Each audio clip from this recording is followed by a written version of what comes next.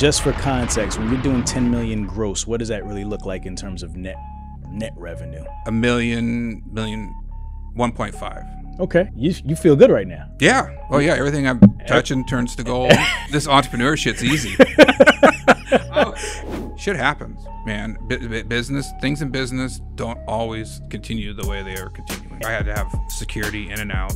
I had security picking me up, security taking me everywhere, security waiting at, at the front door of my new business. Shit got real. Just for clarity, like, who are these people that are looking to do you harm like that over this? I didn't feel like I became a true entrepreneur until after this happened. True entrepreneurs are the ones that are able to kind of shoulder some adversity. The true dogs are going to, put 10 toes down and stay with you. That's right. The other ones are going to kind of like start fluttering away, find excuses to go away. All right, y'all, listen, I'm happy to announce that we finally launched our YouTube memberships. Listen, if you want to support Truck and Hustle for all the hard work that we've been doing over the past 5 years, this is where you need to be. As a part of our memberships, number one, you'll get exclusive access to all of our archive content. Number two, we'll be doing at least one live webinar with one of the guests or somebody else from our network that you love to continue to add value to you and your business. Third, we'll be having exclusive behind the scenes content that we shoot and doesn't, make the final cut. So make sure you go check it out. Get that subscription right now and join us, man. TNH forever. Let's go. All right, let's get it. Hustle fam, hustle fam, hustle fam. We are back with another amazing episode. And today we have a friend to the show, a friend of mine, Mr. Tyson Lawrence. Tyson, what's up, my brother? What's up, man? This is so awesome to be here. I appreciate you having me. For sure. So second time on the show, you were on the very early stages of Truck and Hustle. You bet. We go way back. Man, like years ago. Yeah. It's gone by fast, but yeah, it's due. It's definitely due. It's definitely due. You spoke at Freight Fest. You've been a supporter of the platform, so I appreciate that. You bet. Also an amazing entrepreneur. You have a very, very cool story. Man, a real entrepreneur story, right? Like failures, bankruptcies, having to start over from the beginning, to building, something really, really amazing. So we're going to talk about that. You're a freight broker. Yep. Right. So some of our audience, they don't like freight brokers. Yeah, I know. Let me warn you. I got you. Hopefully I can maybe get them to like one or two by the end of this. That's the goal. That's the goal. Yeah. So by the end of this, we're going to get you to like at least Tyson. Yo, you bet. Because Tyson's one of the good guys, you right? You bet, yep. And ultimately, in this industry, freight brokers aren't going anywhere. No. Right? They're not going anywhere. Unfortunately. They've tried with these digital freight brokerages to replace freight brokers, but you still need that manual kind of touch. Yeah. So they're not going anywhere. So we have to learn how to coexist. One, in the industry, and two, it's an awesome opportunity to make a lifestyle, a living for yourself. Right? Yeah. So people out there who want to be freight brokers, man, listen, there's a huge opportunity there, and Tyson's going to talk about it. So you like to turn freight brokerages around. Yep. One. Two, like I said, you've had your own struggles with your own freight brokerages, and we're going to talk about all that, dive into that, where kind of things went wrong and how you kind of built things back. But let's start off with kind of you, man. Where are you from? Let's talk to me about the young Tyson, man. Talk a little bit of backstory. So I'm originally from Washington State, grew up in Eastern Washington, about 3 hours east on the other side of the mountains from Seattle. So believe it or not, there's a desert out there, and it's called the Tri-Cities, Kennewick, Washington, more importantly. Just kind of, it was I would say, lower middle class kind of environment. We had a lot of hustlers, very gritty environment, a lot of resilient people. I grew up around them. And when right after I graduated high school, my dad passed away, who was like my mentor, my guy I looked up to. He was just my dude. And so it was a very difficult time in my life, and I was having to look around like, what am I going to do? What am I going to do with my life? I'd only been into sports at that point, chasing girls. I mean, that was like, that's all I was really concerned about. But I think, this will be a theme that we expand on later on. But there are times, in your life where you just have to figure it out and just decide which way you're going to go.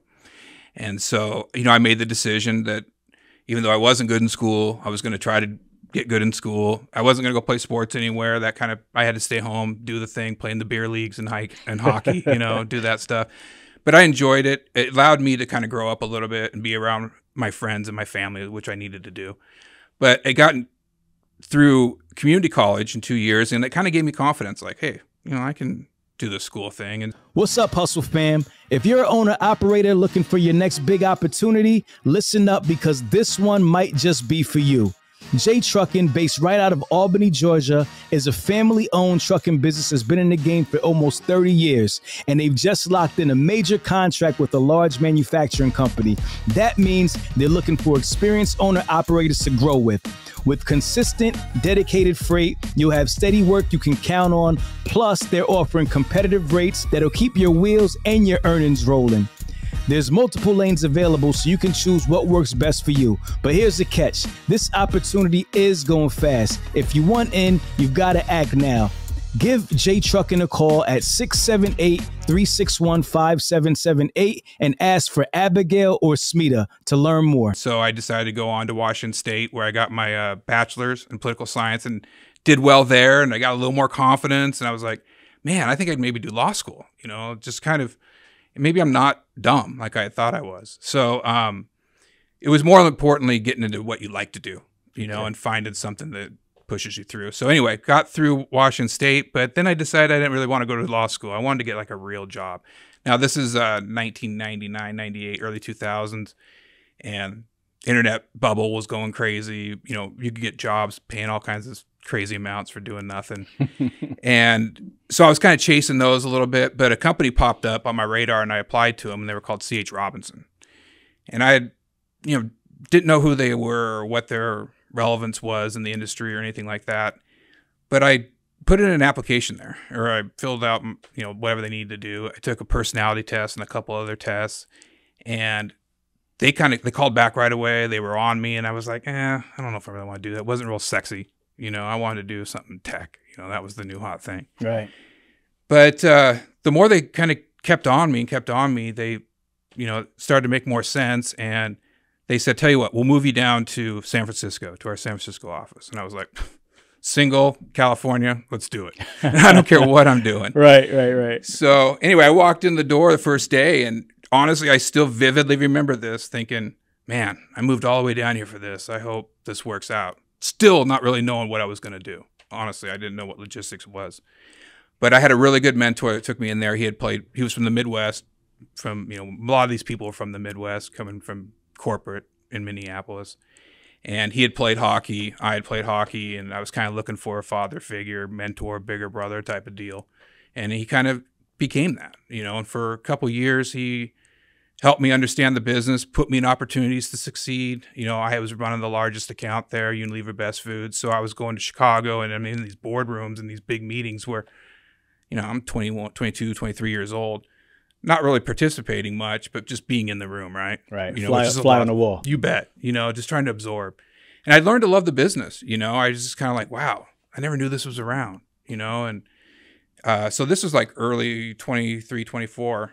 And, but I kind of understood too that I'm not 23, 03, 04. Yeah. Well, I was, 20, you were 23, 24 years old. I'm kind of right about that age. Got it. Okay. So I was still really young, and it was really early in kind of the industry. You know, CH was the big dog on the block. Yeah. And, you know, they had bought American backhaulers, and there really wasn't kind of anybody else out there. And it was a great environment, but I wanted to do more. And I knew if I was going to rise in the company, I was going to probably have to move to the Midwest, because, you know, Chicago is the heartbeat of this industry. And that didn't sound good. I'm a West Coast boy. I don't think I could have done another winter.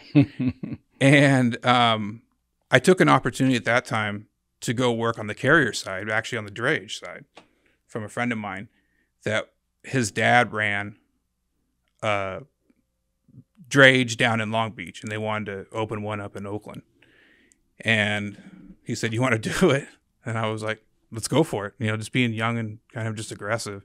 And it got me a chance to understand the carrier side. Okay. You know, so that's kind of where I think a lot of brokers should experience other aspects of the business and really kind of experience the carrier side to develop some empathy to what a carrier goes through. Because it's tough. I mean, that's a tough gig too. Right. You know, we can talk more about that, but that really gave me the insights to what it was like on the other side of the phone. So I did that for about a year, and then I went back to being a broker down in Monterey, California, working for another smaller, basically produce company that had a transportation element to it. So we did reefer freight and all that type of stuff. but it's allowed me to take it from seeing the corporate size of the business with C.H. Robinson now to a smaller size, you know, and see like how that was built. Yeah, you didn't have all the technology, all the bells and whistles and stuff, but you could still move freight. I mean, like we had an Excel spreadsheet that we used. That was our TMS, you know, and we shared it in our group. We'd put our loads in there and who they were covered by so we could cover each other's stuff and whatnot. But it was very minimal, very minimal. And, you know, I did that for a while, but I got burned out. You know, I was just really, the produce freight game's tough too. You know, that's all night, you know, calls and stuff like that. So I was thinking about getting out of the business and I just didn't really see a path forward. But I eventually started my own brokerage out of it. I mean, this is kind of a long story. We're gonna kind of compartmentalize each piece in a second, Okay. but you're kind of giving me the big story right now. So from there, that was the last place that you actually worked. Right. All right, guys, just want to take a quick moment to thank our sponsors and our longtime partners, OTR Solutions. Listen, if you need factoring or you're in a current factoring relationship and you're not, you know, having the best experience, I implore you to go check out OTR Solutions. They are the #1 factoring company in the country. They are the only factoring company that offers true non-recourse factoring, which means that, you know, they'll make sure that they take care of everything that you need, your cash flow and so forth, and you don't have to have any headaches or worry about anything else. All right, they're going to take care of it for you. Go check out OTR Solutions now. Click the link below in the bio, or you can text OTRTNH to 80483. That's OTRTNH to 80483, and that'll help you skip the line to get directly with one of our sales reps. All right, guys, let's get back to the show. And then you started your own thing. Yeah. So that was kind of, you know, it was one step in front of the other. It felt like it was every 2 to 4 years I was kind of doing something different. Okay. I was getting in, learning, and kind of moving. Okay. All right. Let's start with you starting your own brokerage. Right. Let's start there because we could kind of, you know, pick up the other pieces as we kind of go along. Back to that. So that was Tactic? No, it was actually called Pac West Distributing. Pac West Distributing, that's right. Yep. Okay, so you started Pac West Distributing, and what was your business model? What was your plan when you started that? What, did you start on your own? Was it just you? Did you have a partner? Tell me about that. Yeah, so I started on my own, which is, you know, tough to do. But one of the things that allowed me to do it was the fact that I was able to get paid quicker from my customer than I had to pay my carriers. Because usually it's the other way around. When you go out there, takes forever to get paid by your customer, and you got to get your carriers taken care of right away. And so it kind of allowed me to do it on my own without needing a whole bunch of money. But I focused real small. You know, I had one small customer. I was allowed to leave my previous job and go to law school and take this one customer with me. I was kind of booking freight by day and going to school at night, thinking I kind of wanted to be a lawyer, but not really. And so I grew that slowly. And there was a point where I was like, I think I could do this bigger, but I got to bring somebody in with me. I can't do it all by myself. And that's when I kind of decided to grow the business. You know, it wasn't just a means to get by, you know, while I was doing something else. And so I hired my first employee and just basically tried to transfer my knowledge of my accounts and relationship of my accounts to that person. I mean, that's a big step, obviously, because you're kind of allowing somebody into the piggy bank, you know. Right. And who was that person?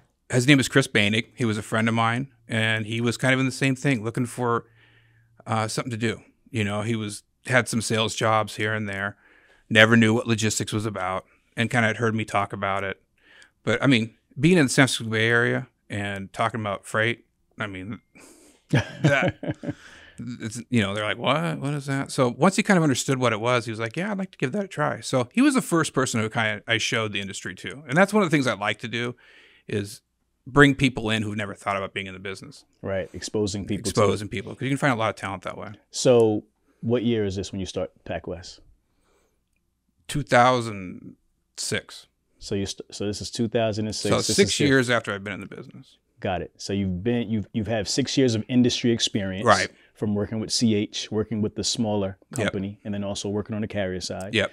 Then you start Pac West. That's your first business by yourself. And while you're doing this while you're in law school as well. Right. So you're booking freight at night and or by day. By day and kind of studying. Going to school at night. Going to school at night. Which was burning the candle, which I'm sure was pretty interesting. Yeah. And a lot to do. Yeah. All right, cool. So then you realize that you get it to a certain point. So what point do you get it to when you realize I need some help, or you realize I want to take this thing to the next level? Like, just give me like an idea of revenue. How many, you know, accounts are you working with when you start seeing that you need to kind of bring some people in? Yeah.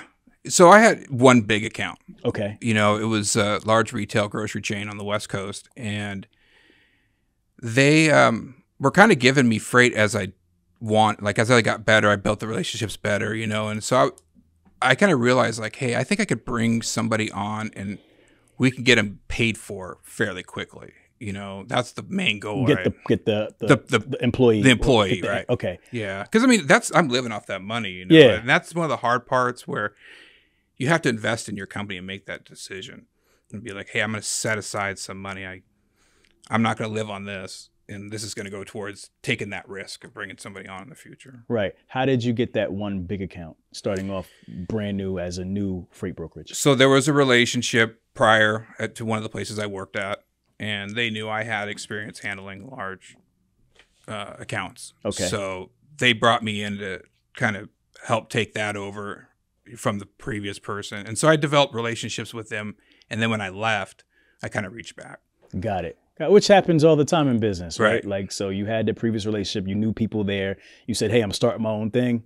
They're like, all right, cool. We know you. We trust you. Let's do it. Well, and I have to tell you, though, I did go back to my mentor. He was one, because there was a series of mentors that I kind of worked for through this time. At that time, I was working for a guy named Nasser Halim. Okay. And he was Brazilian and Palestinian, and he was a big dude, and he was tough, you know. And sounds like a tough guy. Right. Sounds like a boxer, right? MMA Nasser guy or Halim. something. Nasser Halim. And, but great dude. And he just really showed me the ropes. And actually I tagged along with him and another guy named Ash Shukre, who was building a small produce company. And it allowed me to kind of really see entrepreneurial stuff happening at that level. I still hadn't really thought of doing my own thing at this point, right? Okay. I was just kind of around him and observing, absorbing, seeing how you could do it again on a small level. Like, it's possible. You don't have to be C.H. Robinson to do this business. Yeah. And they're brokers as well. Yeah. Okay. Yeah. One was a produce broker and one was a, transportation broker. Got it. And, I learned a lot from that. And so I didn't want to disrespect that. I didn't want to just be shady and take away, go off and do something else and try to take the account. So I sat him down and I just said, hey, man, I'm getting a little burned out here. I'm thinking I'm going to make a little career shift, but in order to do that, I got to make some money. Do you mind if I partner with with this grocery retailer for a couple? You kind of just gave it away. Yeah, Safeway. I guess it doesn't matter really anymore. No. It's all good. But they said they'd be willing to work with me if I went on my own, but I want to make sure I put it by you first and be like, gotcha. Hey, and he was cool about it. So it was a difficult conversation. He gave you his blessing. He gave me his blessing. I mean, it was a difficult conversation. I was shitting bricks. Right. Right. But I think it's important, and I had this happen to me later on as I built companies. And, I'm not about people, furthering themselves. It's just about how you go about it. How you go about doing it. Yeah, 100%. You have the conversation, even though it's difficult. Right. I think people will respect you for that because at the end of the day, I mean, it's business. It is. Right? Right. And there's enough for everybody. Couldn't agree more. Right. And, it was one of my difficult conversations I've had in my life, but I don't regret it one bit. And so I was able to kind of take this account with me in some respects, but it was built off of relationships that I established while I worked there. Yeah. Okay. So you start growing Pac West Mm-hmm. and you build it primarily off of this one relationship with Right. this large grocer.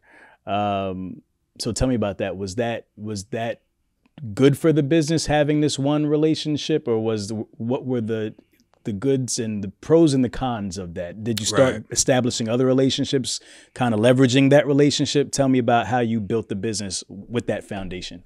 So originally it started with branching out into different areas of that customer. They had some dry freight, or they had flour, floral, or what was the other? They had some frozen food stuff. So we kind of grew more and more within that customer, and I started to get a little uneasy. I started thinking about, I was like, God, we're really in bed with this one customer. Because we had in the produce game, you get a lot of claims and stuff like that. And that can get kind of contentious between protecting your carrier and, what they're deeming a claim, and so you kind of get stuck in the middle of that. Right. And so I just, I was thinking we needed to diversify. So I kind of started reaching out, we were doing some eggs out of the Midwest inbound to California, which then helped us do more stuff outbound to California because we could do a round trip. That took us to the kind of the next level.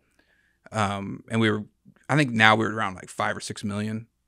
And then we had some egg customers. We had some other floral customers, things that kind of interspersed it, but it never really changed the percentage of how much freight we were doing overall with one customer.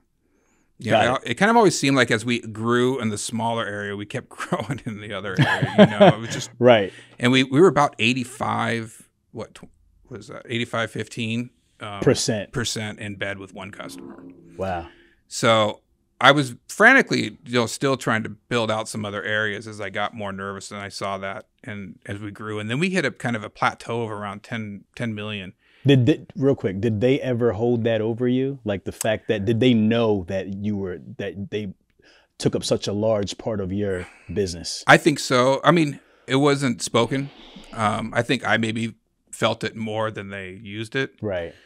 But it was definitely there. Okay. It was a David and Goliath situation. It was always hanging over your head. For sure. Yeah. I mean, like, for instance, we got in early and they were paying me in 15 days free, and that allowed me 2 weeks float to be able to really get the business started. Right. But then they took that away, or they would add percentages to that or whatever. They were kind of experimenting with different things.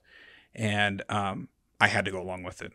Right. They would allocate a certain amount of freight, or we would do contractual freight, and maybe it wasn't exactly 50-50. Like maybe we took more in the summertime than we took in the wintertime. Right. So stuff like that was hard to kind of like fight against with them. And I was feeling that too, right? Did you have any insight as to how much of their freight you were actually moving? Like, it was not even a smallest fraction. Smallest fraction, right? Yeah, because they were diversified. Yeah. And that worked for them. Got it. And at this point, who is it? Just you and Chris? So just me and Chris, and we added another guy in at that point and kind of put him on eggs. He was doing eggs. He's the egg guy. He was the egg guy. You're doing eggs. You're doing eggs. It was the new one, and it was, some of it was really cheap freight, but it was inbound to California. Right. So get you back, and sometimes we were doing it, a little over $1 a mile, and it was. But it was all part of the larger thing, right? And that's what you have to keep and it was consistent, right? And it was consistent, and so the guys that we had doing it were really getting paid good coming out of California, and we're just happy to get gas getting back. Otherwise, it was slowing them down getting back to California to get the good stuff. Yeah. So it worked out. It worked out good. Okay. So you said at that point, you said you got to about 10 million. Yep.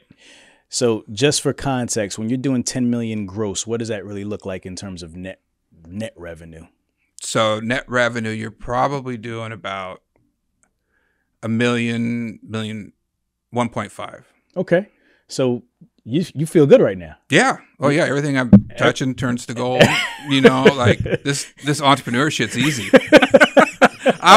It's a breeze right now. It was, man. I was feeling myself, to be honest with you. Yeah. I thought I had the answers. And you kind of keep in mind too, like in the Bay Area, Steve Jobs is around. You're hearing all this stuff, and you're like thinking, "Oh my God, we're revolutionized the freight game." Revolution. You got your dark jeans on. You walking out on stage like, it's me. I'm him. Right. Yeah, I'm him. And it just. And I think the other thing too is I was working in a silo, which is another we can expand on later, and I didn't have a lot of exposure to other freight brokers. I was really running my own race, I was doing my own thing. And I could just tell, though, I was building a good business, or I was building a successful business. I didn't know if I was building a good business. You know what I mean? Yeah. And I wasn't building good foundational processes. Go into that, because you said you're running a successful business, meaning you're making money. Right. But you don't know if you're running a good business. Right. So just go deeper on that. Why would you say that you don't know if you're running a good business? Because you're making money. Well, yeah, but I was all in bed with one. I didn't feel like it was really, like, I felt like they were controlling me. So let me ask they mean the customer. So let me ask you this. So how should a freight brokerage be diversified then, if it's not good to have all your eggs in one basket? What would you kind of say would have been better in hindsight? Well, I mean, now I like to keep it at 10%. Okay. I really like to keep it low, but I think you can get away with 30. Okay. But if anything, one over customer being 30% of your business. Okay. Yeah. If you're going over 30, you're getting into a really shaky land. But let me ask you, how do you circumvent that, right? Because if this customer is like just giving you freight, you're gonna cover it. Yeah. Especially if it's good for you. You know, you've got it figured out. How do you? I guess it's like the temptation to want to keep on have them feed you. You bet. How do you fight that? Well, you fight that by backfilling as fast as you can. Okay. But I agree. In fact, my next business had that exact problem. We had the problem where I felt like, I mean, I say this, would you kick a supermodel out of bed for eating crackers? You know, it's like you're growing like crazy, but like, what do you know, you're just not going to do it. You know, you're going to find other ways to like crackers and sweep them off and all that kind of stuff. Right. And that's ultimately what we did. It was just really trying to backfill. So yeah, in that situation, you just can't get caught up in it. And that's what I got caught up in it, thinking like, wow, I got this one big customer. They're paying me on time. Why would I want any other customers? Right. You know, this seems like the best one, best of both worlds, but shit happens, man. Things in business don't always continue the way they are continuing. And it does, as we'll see as we go further in the story. What was your lifestyle like at this point? Pretty good. I'm thinking like here, I'd gotten married. My wife was working with us. So basically, you know, living in the Bay Area, having all, you know, with one income. And then, it was great, you know, no kids. Right. You know, we were just, you know, it was a good time. It was really good times. And that's another thing too, is you got to kind of measure stuff, you know, where you're at. But you get a taste of it and you know what it's like. That's, you know, incredible, because now no matter how low you go, you want to go back to that. Get back. You know, you can get back to that. And then how is your business relationship with your other two? Now, are they partners? I know one's an employee. Are they both employees? They're both employees. Okay. They're both employees working on like a base salary with commissions. You know, I'd set like a net revenue goal for a month, and whatever they got over it, they'd get a percentage of. And it was very liberal compared to what else was out there for a lot of reasons. One, you know, coming out of the CH market kind of area where it's more on teams and not really what you are doing. I wanted to make something really personal and develop them, but also give them a piece of the pie as a team. Got it. So something. Were they satisfied with that arrangement? Oh, yeah. Was that something that worked for them? Yeah, I think. Yeah, I mean, I think I'm speaking for them, but I think they were. Yeah, they didn't seem like they were disgruntled or anything. No, like that. Okay. No. And we were building an environment of learning. You know, we were all kind of learning. I didn't ever feel like I knew everything at that point. You know, but I did feel like I was, you know, making it happen. Yeah. You know. Gotcha. All right. So you said you guys are kind of at your peak, doing really well with this one customer. They making up about 85% of your business. You guys are doing about $10 million in gross revenue. You're taking home about 10% of that. So you're doing well. What happens after that? Continue the story. Yeah. So we just kind of plateaued, you know, and I was trying to figure out how to take it to the next level, you know, get past the 10 million mark. And for about 4 years, we just hovered right about that 4 million mark. And, you know, when I look back, and I didn't think about it at the time, but, you know, we were, again, I didn't have a lot of direction. I didn't have other freight brokers to lean on how to do this. I was kind of making it up on the fly. YouTube wasn't around. Truck and Hustle wasn't around. You know, none of this stuff was. And so I was just kind of trying to repeat what had worked the first two, bring them in for about 90 days. And then I would, you know, keep them around. They'd have a bonus or whatever if they proved themselves in the 90 days. Problem was I wasn't real established in what those 90 days, like what they needed to do in those 90 days. And I'm one of those guys that doesn't like to fire. Gotcha. So a lot of these people stuck around a lot longer and sucked. Dead weight around. A lot of dead weight. So we got kind of bloated. And you're still paying these guys, right? Oh, yeah. This isn't commission based. These guys are getting a salary like the other gentlemen. Yep. But they're not necessarily producing. Right. They're not bringing in the business. Need to. Yeah. Their net negative is every month, you know, but I'm like, they're going to get it next month. And they're telling me they're going to get the next month. And so this was kind of my first challenge in hiring and getting into that thesis of growing a business by hiring. Now, let me ask you, what were you, what was your expectation from them? Like, where'd they come from? And did you expect them to like sell and find new business? Yeah. Did they come from a background of brokerage? Were you training them? Right. Tell me about that. Yeah. So that was I was taking people that were new and wanting to teach them the business. Okay. But I don't think I was finding the right personalities. You know, because it is a lot when you first come in. It was a cradle to grave method where you got to find your freight and then you got to cover it. And how do you get started with that? A lot of times we would just plop them next to one of my top guys and just kind of be like, observe and absorb. Right. And I don't think that, I mean, I think that's a good part of training and doing things, but I don't think it's the end all be all now as I've gotten older and done this.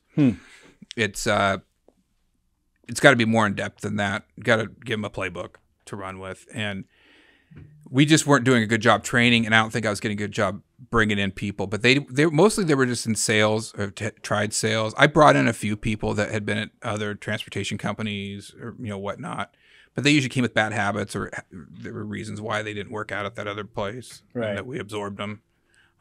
So yeah, it was just, and I think that's what contributed to our plateau. Is I just had a lot of people coming in. We had more employees, but we weren't moving more freight. Right. We were kind of living off the good stuff. Right. And I kept giving more opportunities and it just kept dragging on. And the latter half of the 5 years, there was a total 10 years that PacWest was around. First 5, we got to 10 million. The last 5, we hovered at 10. 10, gotcha. Right. And there was kind of a midpoint of that last 5 years where it was a mad scramble to keep the boat afloat. So I only was really able to live that for 2.5 of taking the losses of hiring people that didn't work out. Got it. And what's your role? What's your day-to-day look like during like that last 5 years? Are you still actively booking freight, or are you more so like overseeing and just kind of work on the business? Like, what are you doing during that time? I'm really working on the business that time, trying to figure out our strategy forward. Okay. I was still talking to customers. The biggest customer was, someone who I brought on. And so we would have quarterly meetings with them and I was involved there. But pretty much every area of the business I was involved with. Accounting. I had an accounting girl, kind of receptionist, which was a good thing, which I should have done earlier, getting a bookkeeper in there. And then at this time, it's still a lot of paper, Right. It sounds funny now, but we had files that would be like, we'd print out or we'd get a fax. We get a fax load confirmation, put that in there. We have to fax a load confirmation back. We'd put that in there. Everything that had to do with that load went in there. Bar napkins with notes on it that happened with conversations in the middle of the night on load. They go in there. So I had to have somebody to organize all that stuff. And so that was a head that I had to pay for. Right. And so it just kind of became a little bloated. Got it. How were you feeling about the business at that time?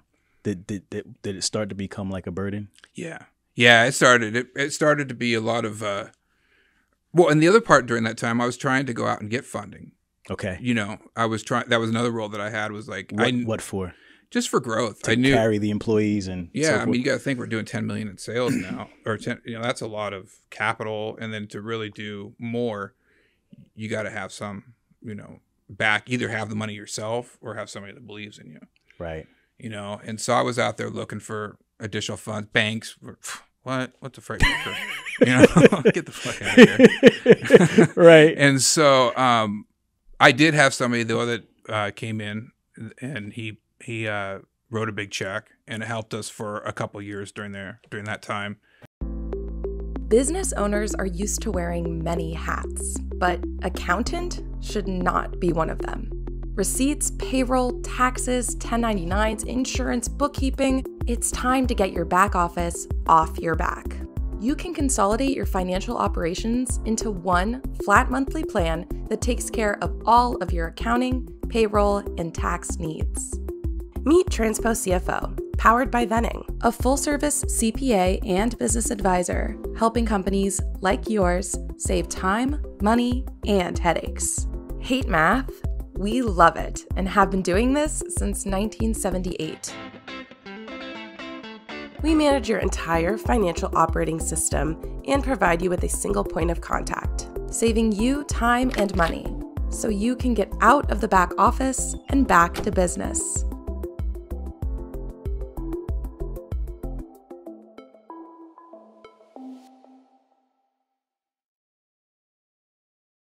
he took partial ownership of the company and a loan, and it allowed us to develop an internal TMS, web-based TMS. I mean, we didn't have off the shelf. We had like Mercury Gate and some of those other ones, but they're prohibitively expensive, for a small brokerage. Right.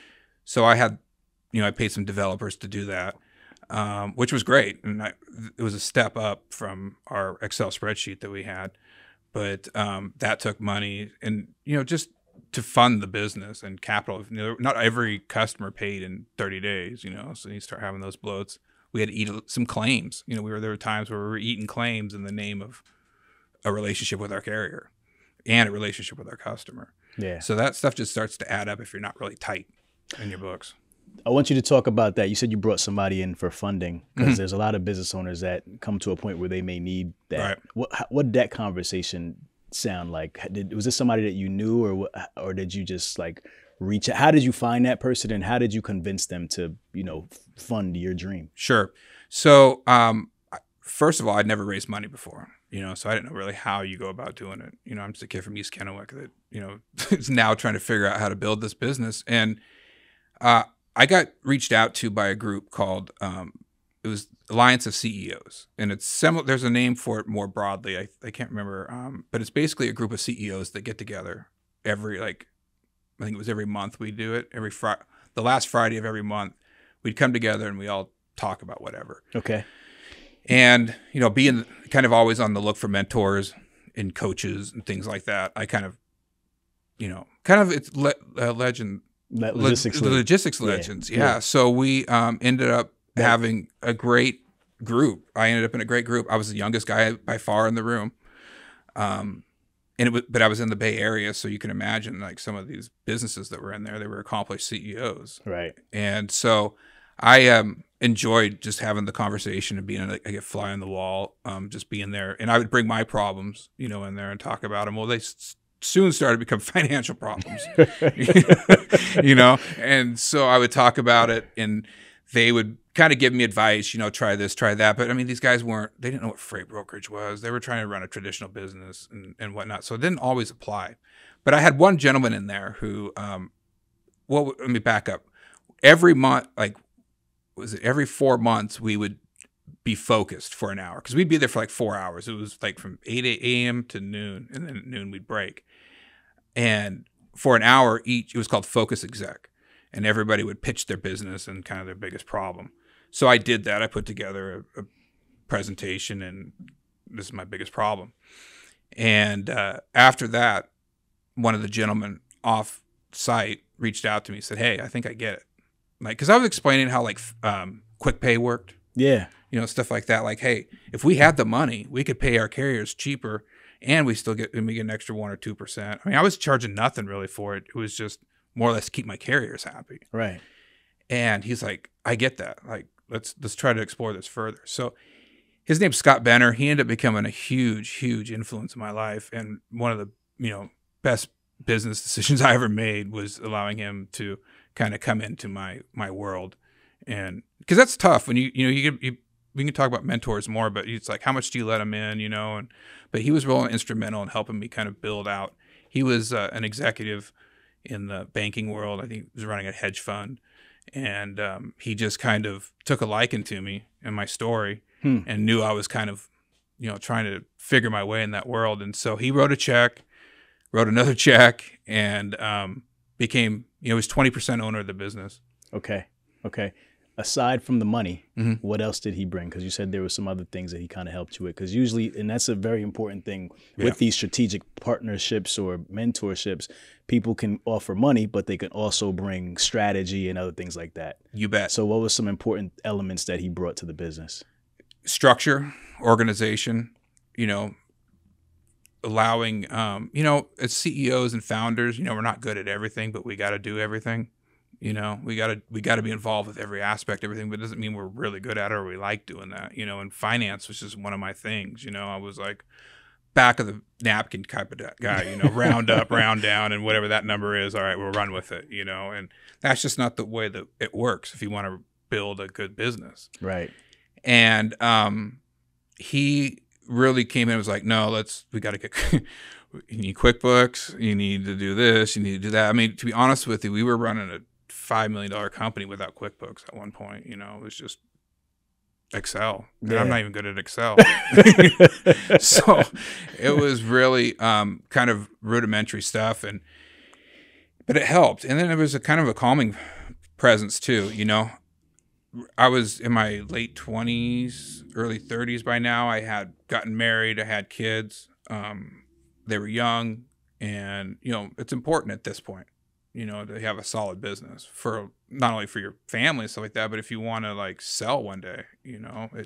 So he kind of came in and took the business to another level, helped us grow up a little bit, and just was able to point out places as a business how it should be ran. Not necessarily a freight brokering business. He learned the business, by the way. He was very interested in it and really liked it by the end of our relationship. I mean, we're still in touch now, but he really got to understand how a freight business was ran. Got it. So was he? So he was like a little hands-on, or not really hands-on, not just really kind of understanding what was going on. But yeah, he was good writing the check and kind of stepping out. Yeah, let me do my thing. Okay. You know. And I talked about in that slide, I talked about the PacWest way. You know, and it was about building a culture, and it was about how we wanted to do things, and how we were talking about how we dealt with our customers, and you know, all this stuff. And he saw that as something that we could build on over time. So Gotcha. He was like, let's do more of that. Okay. Got you. And your arrangement was he wrote the check and he got 20% of the business. Yep. And right? I think some of it was structured as a loan. Okay. Yeah. Okay. Got it. All right. Continue the story. So where are we at now? So now you get this influx of cash. Right. I'm sure that helps. Certainly. That's carrying things, but you still bloated. You still have a little bit of dead weight. We're still in a position where we're working with this one major customer that controls 85% of the business. Right. So where do we go from there? So this was like kind of 2.5 years into that back 5-year experience, or 5 years of the 10 years. And I didn't really see the lift from that money that I thought it would give us. Okay. You know what I mean? So that was my first indication, like something's wrong. Right. The boat's leaking somewhere. Got you. You know, and like, so is the money in the bank, or is it's being what are you spending it on? it was just, you know, paying carriers, you know, like paying payroll, you know, it was just kind of like we got that money in, and it, you know, we got a bump, you know, we were able to do some things, but I just never felt like it was injected fuel into us. Got you. Know? Like so it wasn't a money problem. Right. Right. So that's what it was, kind of became like, okay, well, if it's not a money problem, then it's got to be an organizational problem or something here. So then I started looking organizationally, trying to, you know, it became kind of frantic at that point. I think I was like, oh shit, like something's going on here that I got to figure out a way to plug this. Yeah. And I didn't have good records because I hadn't been keeping good records. So I couldn't look at the data and say, bam, that's what it is. So when you get into that position and you don't have any tools that are reliable, you're like, right. It's hard. You don't know what's where. Yeah. Right. So you're kind of then going back to, you were throwing shit against the wall before. Now you're just running around trying to clean it off when it's not going to happen. And, you know, I laid a few people off, started looking at who's producing what. Okay, maybe I'm paying you too much, but those are tough conversations, right? You know, which then kind of caused other issues, or, you know, that person left at some point. Because when people start sensing that there is something wrong, the true dogs are going to, you know, put 10 toes down and stay with you. That's right. You know, the other ones are going to kind of like start fluttering away, find excuses to go away. And so it's shocking sometimes to see who those people are. And I dealt with that, you know, and I kind of was then having to bring in substandard people. So we were getting substandard work to what we were doing before. Just to put butts in the seats. Right. You know, to do the fundamental stuff. And so that's where I started going, oh shit, here we go. This is like, I got to make a decision now. Like, we're upside down. And then about that time, Safeway, all right, here we go again. They got, here we go again. They got acquired by a private equity group who owned Albertsons and still does. And that was my first brush with private equity and how private equity goes. And those guys are dogs too. They like come in and it's about money. Dollars and cents. And a lot of my relationships started to fray at Safeway. So that was the second shoe that kind of started to drop. And I was like, oh no. And then we would do contractual freight where we would take losses during the summertime for, say, 3 or 4 months out of the year. And then we would make it up in the latter 9 months. In order to preserve the relationship. Right. And that's just how we functioned for a long time. So, I mean, I would take losses during the summer. For the carriers who think that brokers don't take losses, I'm here to tell you we do. And we take big losses sometimes. So I was losing sometimes $10,000 a week. And knowing that on the back end, I would make it when freight was a little easier to book, trucks weren't as expensive, I would have the consistent freight. And this is a gentleman's agreement, right? This is not pretty much. There's nothing that's on paper guaranteeing this, but it's just how over things time kind it of had work. gone. Yeah, over time it had gone from five loads a week to 10 loads a week to 25 loads a week. Right. You know, and it would never had been written down. And so when the private equity guys came in, not only did my contacts have to start reapplying for their jobs and trying to preserve their occupation, they were having to follow the letter of the law of whatever it was they were doing. It had to be very cut and dry. Right. And it just so happened to land where I wasn't able to make up the money. They gave me less freight in the next go around, and I wasn't able to make up my losses that I had taken for them the previous summer. So it didn't work. It didn't work. So finally we had that split. We had that fissure that I'd always been worrying about. Right. So this is the big fissure right now, is where, hey, I've typically been doing 25 loads a week. I took losses on 25 loads a week during the summertime, and now you're going to give me 10? And they're like, hey, what are you talking about, Tyson? Take your 10 and be happy. Right. At least you have 10. At least you have 10. Right. Yeah. Because now they're wanting to make changes too, and blah, blah, blah. So that's where it started, the fissure. And, you know, obviously lawsuits started flying, and I just knew, like, okay, this is going to be bad. So prior to this happening, one of the things I had done was I was trying to add an LTL option to our portfolio of modes. We were mainly just doing full truckload, refrigerated, and a little bit of dry. But the problem with the dry is all the customers wanted an LTL option. I couldn't provide that. I couldn't get blanket rates. There wasn't really any options out there for us to go get rating to be competitive. And I got a call from a friend of mine named Chris Todd, who had worked with at C.H. Robinson, and he knew what I was doing and what I was building and what I was trying to do. And he said, hey, I just got this job with a company called Global Trans, and I think they have a solution for what you're looking for. And I was like, tell me more. And so he came over, showed me what they're doing. I'm like, dude, I'd love to, get my hands on this. It was basically Expedia for LTL, where you could put your, all your specific dimensions and everything like that, and then it would pop up 4 or 5 different carriers, and you would get at their blanket rates, Global Trans blanket rates, as opposed to whatever you could get, which was way lower. Right. So he called back to his bosses, and Michael Leto and Andrew Haynes got on a plane and came out to Oakland and pitched it to me and my group, which at the time was about 3 or 4 of us. And this is the tail end of Pac West. Yeah. I'm trying to throw this on. And we were like, this is what we want.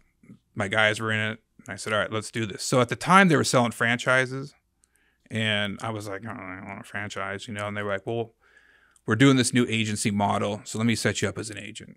And then we'll link up with, because we had our own TMS that all our customers would go on and kind of check their tracking and whatnot. And we kind of buckled on the Global Trans platform so they could come into our website and then still go over to their website without feeling like they were leaving to something else. And we started selling LTL, and we were having some success towards the end. In fact, that was the growing part of my business, was the LTL at the end of Pac West. Okay. Everything else was declining. And so as we were going down, I decided to spin off that LTL, that Global Trans agency, into a new business. Okay. And that became Tactic Logistics Group. Got it. And so I took 2 of my best guys, and I said, you go over there, I'll pay you exactly what I'm paying you, and bonuses, all that stuff. You're not going to take a loss or nothing. They saw we were sinking on the other side, so they were getting nervous. So they were nice. They were happy to have this. We moved from one office over to the other side of the parking lot to another office, and then excuse me, I spent the last probably 3 months kind of winding down, going through bankruptcy with PacWest. And I made the email to Safeway saying, we're not taking any more freight. They sued us. We sued them. It just became a disaster. So I kind of spent 3 months resolving that, which ultimately ended up us going bankrupt.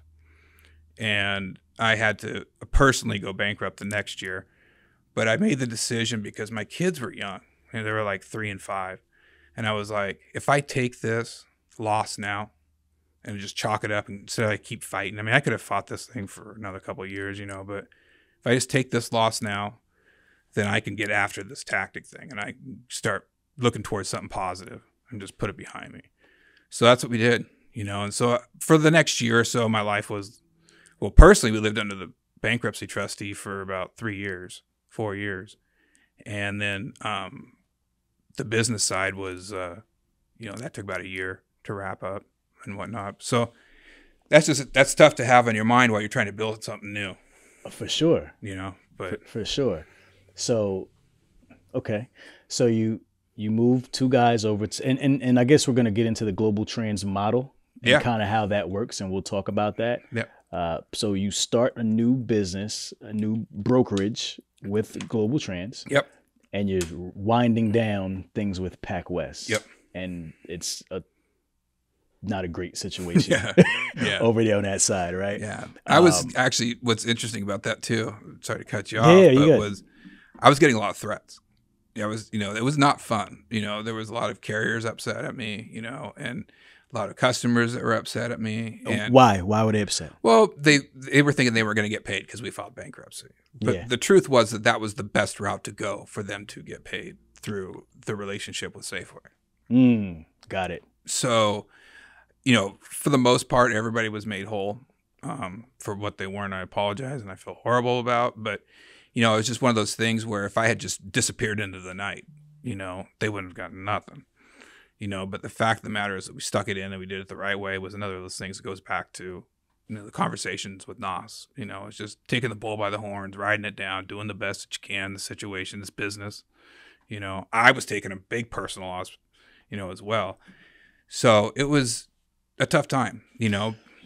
Did you know anybody else who had gone through a situation, or were you able to get any advice from anybody who had been through something like that before? Not really. To be honest with you, it was another one of those kind of so we go back to the partner, Scott, you know, he was great. Like, and he was out a lot of money, you know, but we set up a situation as part of my comeback that we, you know, you'd be able to make him whole at some point. At some point. Right. Yeah. But, you know, he was going to court with me. I mean, I'd go to court. I had to have security in and out. I had security picking me up, security taking me everywhere, security waiting at, you know, at the front door of my new business. Shit got real. It got real. I mean, it didn't get real until some of them got real specific, you know, and then it was not obviously my choice per se. I mean, that wasn't my first indication of what to do, but it was the people that had financial stakes. You know, they wanted me around. Wow. Yeah. Wow. Yeah, they wanted me around. So, and I get it. I mean, whatever. I took it. I was fine with it. And it wasn't a big deal. It was kind of, I got to know the guy and he got to know my family and stuff. But it was real. It was concerning. But this was other stuff that was taking away from trying to move forward, you know, and it was kind of, that was more what was frustrating about, was just like, hey, because how do you move forward with holding such a heavy bag, man? You bet. Yeah. And it was we were in the neighborhood still. And so I'd meet our neighbors and I'd walk up with this guy who was clearly carrying and they'd be like, what the fuck does this guy do? Right. You know, it was just the oddest like time. John Gotti or something like that. Right. Yeah. I mean, I don't know. I haven't told some of these stories in a while, but we were sitting at, my wife was pregnant with our second at the time. And I got a call from my wife and there was a car parked across the street from our house. We lived in like these townhouses and it didn't go away. And the guy was just sitting in there for, I don't know, hours, 4 or 5 hours. And so she's like, look, I don't want to make a big deal about this, you know, but like there's something. And I was like, all right, well, I just turned and, you know, told my dude and they took off and it turned up to not be anything, but they approached him and talked to him and all this stuff. And it was like allowed us to have a sigh of relief. But then you start thinking, well, and we're living like this. Yeah. You know, how much are you paying security? I wasn't paying them. Who was it paying was them? part of the bankruptcy, trustee Really? stuff. Yeah, the trustee approved it and kind of, so it wasn't coming out of my pocket. How often was security with you? To and from the office. To and from the office. They You have pick me armed up in the security morning. with you. Yeah, they pick me up in the morning, Oof. go to work with me, and then at night they take me home. And then if we needed them at night, they were on call. Right. But yeah, he was a former. I think he was a Marine. He was a cool dude. Or a Navy SEAL or something like that. Something like that. It was crazy. Eesh. But it seemed to me, I mean, the way I did things, it seemed overblown, But then at other times, it was kind of like, okay, It probably made sense. It made sense, So, just for clarity, who, without saying names of these people, like who are these people that like I'm still trying to understand, like, why do you need security? Like, who are these people that are looking to do you harm like that over this? It was, it was more. I mean, whatever you could share. Yeah, I guess it was more of a small business owner. Okay. Put it that way. Got it. And it was maybe not understanding. On the carrier side. On the carrier side. Yeah. Got it. Okay. Yeah, that was on the not understanding of the processes. They were maybe from another country.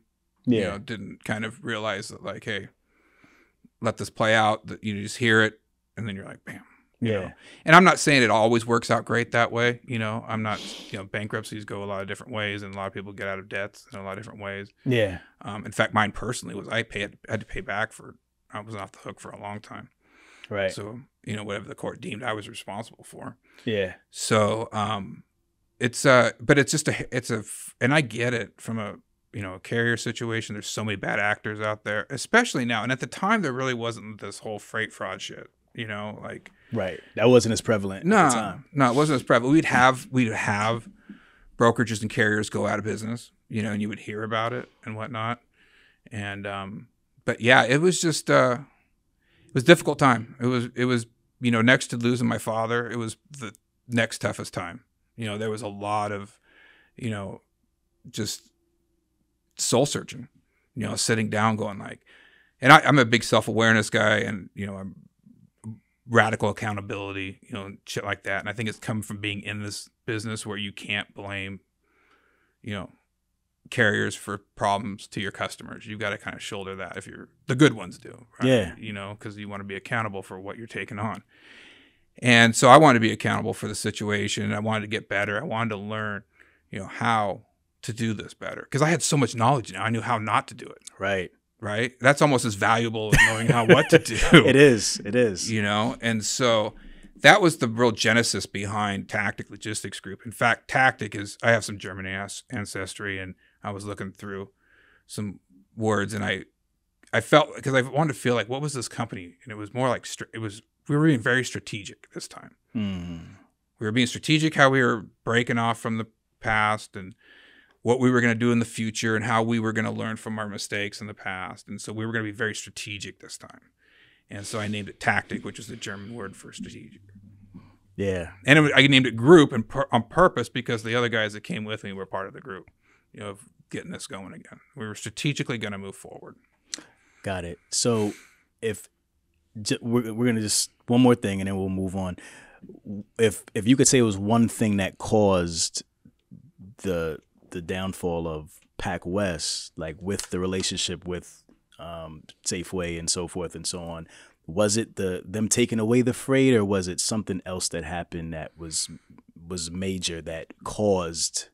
Yeah, I think it was a combination. Okay. Yeah, I don't think it was any one thing. I think it was a perfect storm. A lot of it was just not being fundamentally sound as a business, and that was a large part of what I was wearing.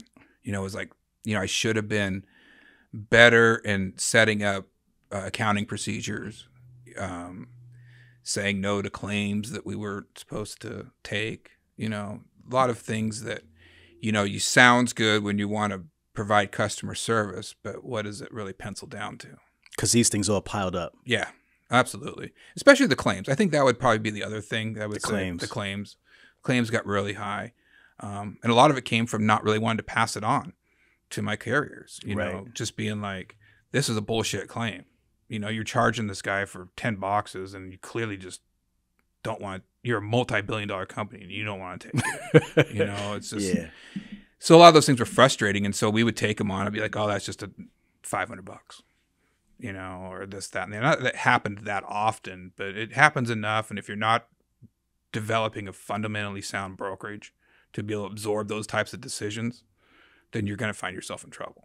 Wow. Yeah. You know, you're if you're not setting up clear procedures and sticking to them, it's a recipe for disaster. Eventually you're gonna have to catch up to you and you're gonna have to reset.